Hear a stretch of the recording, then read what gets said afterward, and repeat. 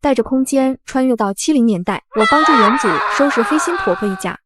下乡前，原主性格懦弱，被亲姐抢了她在城里的对象。母亲怕这事传出去坏了家里的名声，于是把本该她姐下乡当知青的名字改成了她，怕她回来捣乱，还把原本在家附近的下乡点改成离家几千里外的大东北。原主到乡下后，因为长得漂亮，对知青院的男知青展开了热烈的追求。一些女知青看到后是既羡慕又嫉妒，于是设计陷害她，逼迫她嫁给了村里的小混混韩振宇。韩振宇的家庭也很复杂，他母亲生他的时候就难产死了，于是他爹便给他娶了个后娘。后娘带着2个儿子1个女儿，都不是省油的灯。前些日子韩振宇出去后，小姑子韩美丽一推倒了女主，把脑袋磕了一个大口子。原主觉得丢人，待在屋里2天没出门，不知道是饿死还是气死的。醒来的就是21世纪的苏雪秋。二嫂，苏雪秋那个贱人今天又没出屋，你说不会出什么事吧？应该没多大事，就是摔破了头，也没流多少血，肯定是躲在屋里偷懒呢。说话的是原主的妯娌张倩云，她也是下乡插队的知青，去年嫁给了原主的小叔子韩振华。此时整理完原主记忆的苏雪秋坐在炕上欲哭无泪。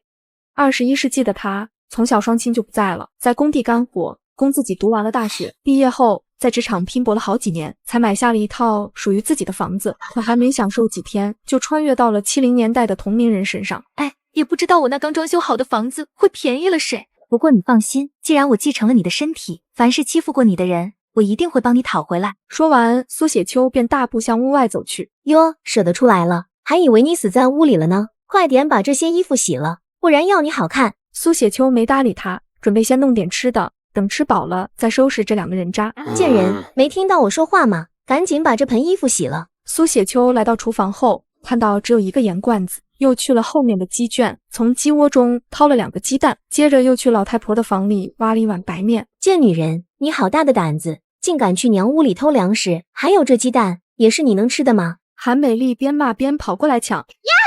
你竟敢踢我！韩美丽一脸震惊，以前打不还手骂不还口的软蛋，今天不光偷吃鸡蛋，还敢和他动手。很快苏雪秋就摊好了鸡蛋饼，大口吃完后又喝了1大碗水。吃完的时候，韩美丽还在院子里不断的辱骂，气得苏雪秋拿起灶台旁的烧火棍便冲了出去。你个不要脸的贱胚子，当初为了嫁到我们家，竟当众脱衣服勾引韩振宇那个小混混，现在让你如愿以偿了，却连一点活都不干，还偷吃鸡蛋和白面，等我娘回来看她怎么收拾你。苏雪秋上去就给了他1巴掌，韩美丽还没反应过来，又一连吃了4、5个嘴巴子。接着苏雪秋拿着烧火棍往他身上招呼，韩美丽的尖叫声响彻整个院子。张倩云被这一幕惊呆了，她觉得苏雪秋肯定是疯了，要不然怎么会敢打小姑子。二嫂，快来救我！张倩云不敢动，怕现在凑上去，那女人连她一起打。大嫂，你不要打小姑子，有什么话好好说。二嫂，快救我！这个贱人疯了！二弟妹，你让让，我今天要替公婆好好教训一下这个满口脏话的臭丫头，小小年纪不学好，竟敢辱骂嫂子，如果传出去，丢的可是咱们老韩家的人。说完，苏雪秋手里的烧火棍却不客气地往他们2人身上招呼，2人被揍得哭爹喊娘，可能是2人的叫声太大，引来了不少人，门也被开得哐哐响。美丽、倩宇，出什么事了？赶紧把门打开。苏雪秋对这个声音非常熟悉，是韩美丽的大姨杨春花，当年就是她给妹妹杨兰花做的媒。大姨，快来救我们！苏雪秋知道现在不能硬碰硬，索性把烧火棍一丢，还把额头伤口的破布给解开，最后在地上抓了些泥巴往脸和身上抹。没等他们进来，苏雪秋就跑了出来。救命啊！杀人了！韩美丽和张倩云要打死我！现在正是下工的时候，路上都是从地里回来的村民。振宇媳妇，你这是咋了？出什么事了？苏雪秋看人越来越多，于是扒了扒头发，把伤口露出来。婶子们，求你们救救我吧！我实在活不下去了，家里什么脏活累活都是我做，却还要被小姑子和弟媳妇打，婆婆连口饭都不给吃。小姑子说我男人不是婆婆生的，只配干活，不配吃饭，如果不听话，就把我和我男人赶出去。说到这里，苏雪秋假装一副随时都要昏过去的样子。你家振宇呢？他好几天没回来了，这几天婆婆也不准我吃饭，我实在是太饿了，就偷偷吃了一口窝头，然后就被小姑子打的在床上躺了2天。如果这么去了多好，就再也不用遭受他们的虐待了。为什么让我醒过来？现在小姑子和弟媳妇还说早晚要我的命，我好害怕，不知道以后怎么办。那些妇女同情地看着她，想想这才是个17、18岁的小姑娘，在这里无依无靠，男人又是个不靠谱的小混混，后婆婆和小姑子又那么厉害，这姑娘哪里硬气得起来？这时走过来一个中年汉子，此人是韩振宇的堂叔韩宝强，还是大队的一个小组长。振宇媳妇，有什么事不能在家里说？这样哭哭啼啼的像什么样子？你公公婆婆在地里上工，让你们在家里歇着，你怎么还这么能做？作为大嫂，要在家里带个好头，给下面的弟弟妹妹树立一个好榜样。现在是新社会了，谁会要你的命？小姑子和你开个玩笑，你还拿出来说，真是不懂事。哼，一个小小的组长就在这里耍官威，颠倒黑白。韩组长，就是因为我是家里的大嫂，婆婆让我干啥我干啥，不让我吃饭我就饿着，白天去地里挣工分，晚上回到家里脏活累活我抢着干。韩组长，难道这些还不够吗？那你要我怎么做？又要我怎么给他们做榜样？你口口声声说现在是新社会，那我现在是活在新社会吗？你作为一个领导，在没了解真相的时候就下这样的结论，难道这就是新社会干部的作风吗？如果是这样，那我不服。接着苏雪秋又扒了扒头发，你看看我的头，知道这几天我为什么没去上工了吗？前几天我下工回来帮家里人洗衣服，因为天太晚了，小姑子说我没把她的衣服洗干净，还去给婆婆告状，婆婆就罚我3天不准吃饭。晚上我饿得实在不行了，所以偷偷的吃了一口窝窝头，就差点被他们打死。难道这就是你说的新社会吗？韩宝强被质问的脸上一阵青一阵白，不知怎么反驳。旁边的人听了都在那里议论纷纷，话里话外都在说杨兰花这个后娘恶毒。这时候韩保国和杨兰花扛着锄头回来了，苏雪秋也看到了他们，正准备想招对付这个恶毒婆婆的时候，就见不远处走来一个修长的身影。苏雪秋想起了，正是他那个便宜男人韩振宇。韩振宇这次已经出去10多天了。苏雪秋心思一转，有了。婆婆，求你不要再打我了，以后我什么都听你的。说完人就晕了过去。几个村民见状立马跑过去扶起他。嫂子，你怎么了？嫂子，韩振宇媳妇被她婆婆吓晕过去了。奶奶的，这是哪个小瘪三在败坏我？杨兰花扭头一看，发现是经常和家里那个小杂种混在一起的韩磊。你这个臭小子，再敢满嘴喷粪，等会我去找你爹。婶子，你要找我爹和我说干啥？这事你应该去问我娘，看她答不答应。杨兰花气得差点昏过去，脱了脚上的鞋向他扔去。婶子，你这鞋可真臭，是不是好几天都没洗脚了？韩大叔可怎么受得了你啊？韩磊，别废话了，赶紧去找个板车送嫂子去卫生站。哎，我马上去。韩振宇听到这边的吵闹声，他不喜欢凑热闹，正准备从旁边绕过去，就看到他的好兄弟韩磊跑了过来。振宇哥，你总算回来了。雷子，怎么了？还怎么了？你再不回来，你媳妇就被老韩家打死了。雷子，到底怎么回事？韩磊把刚才听到的话一五一十的告诉了他。嫂子听到你后娘的声音就约了过去，我怀疑是被她吓的。我媳妇在那里守着呢，让我去拉板车送嫂子去卫生站。好，你去找板车，我去看看那女。你嫂子。苏雪秋听着脚步声越来越近，心里异常紧张，还隐隐带着些排斥。他知道是这具身体本能的反应。苏雪秋断定原主应该很不喜欢这个叫韩振宇的男子。原主在城里的对象是厂主任家的儿子，虽然背叛了他，却依然对人家念念不忘。韩振宇看到苏雪秋头上的那个大口子，脸色沉了下来。他虽然对这个媳妇无感，也知道他心里有人，但既然娶了她，就会担负起一个男人的责任。自从两人结了婚，韩振宇每个月都给他3块钱零用。有了这些钱，苏雪秋完全不用看韩家人的脸色。他本想找个机会把这女人弄回城，然后再和她把婚离了。可弄她回城的事还没有眉目，现在又出了这档子事。振宇哥，我看嫂子头上这个口子挺大的，咱们村卫生站也没什么药，要不带嫂子去公社看看吧？等磊子把车拉过来，我就带他去，麻烦弟妹和婶子了。没事，咱们也没帮到什么忙。很快韩磊就推了一个板车过来，他身后还跟着孙大树，应该是刚下工回来。韩振宇抱着苏雪秋放在板车上，我一个人去就行，你们干了一天的活，赶快回去歇着吧。振宇哥，我俩和你一起去吧，到那里好歹也有个照应。我也跟着去，我也跟着去。还有几个平时和韩振宇关系不错的青年也都问要不要帮忙，但家里人怕他们跟着韩振宇学坏，都被拦住了。村里大部分人都对不务正业的韩振宇很反感。不用了，我和雷子还有大树去就行，都忙了一天，大家早点回去休息吧。去公社的路上，苏雪秋躺在板车上，被颠得差点把下午吃的东西给吐出来。按照原主的记忆，这男人好像比原主大3岁，今年才21吧，看起来很沉稳呀。莫不是原主眼睛有毛病？这么极品的男人不要，偏偏想着城里那个背叛他的小白脸。醒了。苏雪秋反应过来，赶紧闭上了眼，假装不舒服的样子。你再忍忍，马上就到公社了，车上有床被子，你如果冷就盖上。到公社后，医生先对苏雪秋检查了一番。你这伤的有几天了吧？怎么现在才来？是被我小姑子打的，当时躺在床上起不来，昏睡了2天，今天才刚刚醒。大夫听了非常吃惊，你们心真够大的，受了这么重的伤都不早点来看，难道就不怕出人命？大夫，需不需要住院？虽说不用住院，但也要养一段时间。那么大一个口子，又是在头上，如果有条件，给他吃点好的补补，那样能好得快一点。好的，谢谢大夫。接着大夫给苏雪秋上了药，又裹了一层纱布。我开了些消炎药，你们去药房拿吧。多谢。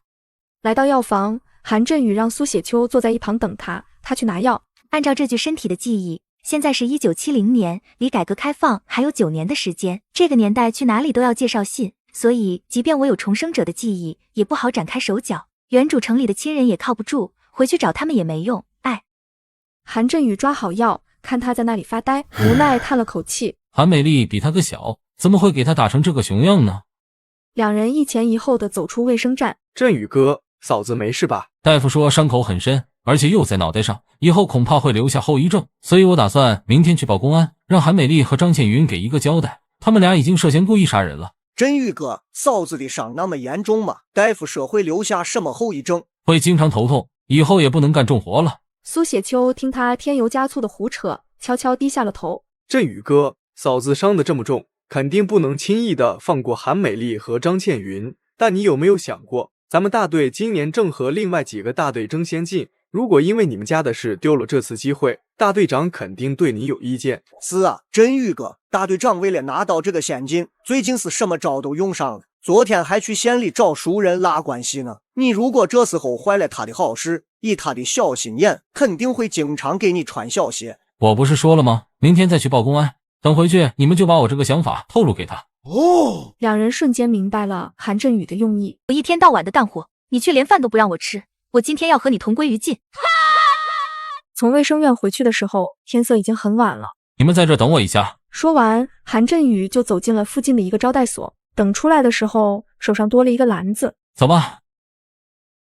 苏雪秋仿佛闻到篮子中烧鸡的味道，忍不住咽了咽口水。这时他想到了穿越前置办的一大堆年货和零食，正心心念念想着他那同事送的火腿肠，忽然手里多了一个东西，吓得他差点叫出声。难道这是我的金手指？苏雪秋怕被人发现，连忙缩到被子里。现在的他又紧张又兴奋。现在也不能当着他们的面吃呀，藏在哪里好呢？心里刚有这个想法，手上的火腿肠就不见了。苏雪秋现在十分确定自己有了一个金手指，虽然还不知道这个金手指到底有多大用处，但里面肯定有吃的。等到了村里，苏雪秋就从车上下来，韩振宇从篮子里拿出2个油纸包，里面是半只烧鸡，你们带回去吃。振宇哥，我们不要，嫂子受那么重的伤，你拿回去给她补身子吧。给你们就拿着，这里面还有呢。振宇哥，嫂子，那我们先回去了，等会儿去玩板车的时候，我们俩就把你要报公安的消息传给大队长。回到家的时候，大门关着，韩振宇推了一下门没推开。进来吧。来到厨房，韩振宇往锅添水，苏雪秋打算在灶前帮忙烧火。我来弄就行，你去屋里歇着吧。不用他帮忙，苏雪秋就坐在炕上发呆。没一会儿，韩振宇端了2个碗进来，碗里装着鸡蛋羹、半只烧鸡，还有2个白面馒头。吃吧。你不吃吗？我已经吃过了。苏雪秋把鸡蛋羹吃完，又吃了1个馒头和几口烧鸡，就把剩下的留给韩振宇。苏雪秋把用过的碗筷拿到厨房里去洗，看到韩振宇拿个木桶从后院过来，应该是去洗澡了。看锅里还有大半锅热水，也准备洗下澡。等他去洗碗时，韩振宇就把锅里的热水舀到了桶里，还帮他提到后院。苏雪秋回到房间拿衣服，但当看到原主的内衣裤时，有些纠结。虽说我现在占据了这具身体，可穿别人的内衣裤，这心里总觉得有些别扭。想了想还是拿了，准备到后院看看金手指里面有没有这些东西。馒头我没吃完，在桌上放着呢，你去吃了吧。现在天热，放到明天肯定会坏的。韩振宇听了有些诧异，觉得他今天的话有些多。来到后院，看着四面透风的棚子，苏雪秋在原地站了一会儿，最后硬着头皮走了进去。内衣、内裤，难道我的房子跟着过来了？进去。看着熟悉的房子，苏雪秋喜极而泣，她急忙跑去厨房看了看，因为马上过年了，所以家里的厨房都被堆得满满的。虽然这些东西吃不了多久，但至少能让我在这里过渡一下。怕被人发现，苏雪秋不敢停留太久，拿了一套内衣就出了空间。洗完澡回屋时，韩正宇穿戴整齐地躺在炕位，看样子应该是睡着了。苏雪秋很不自在，穿越前她光想着攒钱买房子，根本都没考虑过终身大事，更不要说和男人同床眠了。正想着，突然听到隔壁咚的一声响，这大晚上的不在炕上睡觉，乱跑什么呀？难道韩振宇是在听他们的墙角？真是恶心。其实韩振宇也没睡着，他想跟苏雪秋谈谈。你要干嘛？放心，我不会动你的，只是有几句话要和你交代。哦，你说，我听着呢。明天一早，大队长应该会来问今天发生的事，你把事情描述一遍就闭嘴，剩下的我来处理。如果明天你不配合，以后再被人欺负，我就不管了。哦，知道了。苏雪秋明白，韩振宇是怕他和原主一样软弱拎不清，我不会再像以前那样任他们欺负，以后谁敢惹我，我就弄死他。说完还跳下炕，打开门站在院子里大吼：我今天正式警告你们，都给我小心点，以后谁再敢欺负我，我就杀他全家。我不在的这段时间，这女人是受了多大的刺激。第二天，苏雪秋醒来的时候，天已经大亮了。韩振宇没在房里，外面传来他和一个男人的说话声。大队长，我媳妇这次伤到了头，大夫说很严重，还会留下后遗症。昨天晚上回来，她就像疯了一样，说要把家里人全杀了。我是怕事情闹大，所以才准备去报公安。所谓冤有头债有主，既然是韩美丽和张倩云打的她，那就把他们俩抓起来，省得再牵扯到其他人。疯了？这么严重吗？我什么时候说她疯了？你耳朵是不是不好使？虽然没疯，但这次也受了大刺激。大夫说以后都不能干重活了，最好也不要刺激她，怕她会做出什么极端的行为。大队长韩红兵满脸不悦看着杨兰花一家。叔婶子，现在都是新社会了，你们怎么还能让闺女欺负嫂子？美丽今年也不小了吧？如果这事传出去，谁还敢和你们家结亲？大队长，我根本就没有打她，是她自己不小心摔的。那个贱女人昨天还打了我和二嫂，现在都还疼呢。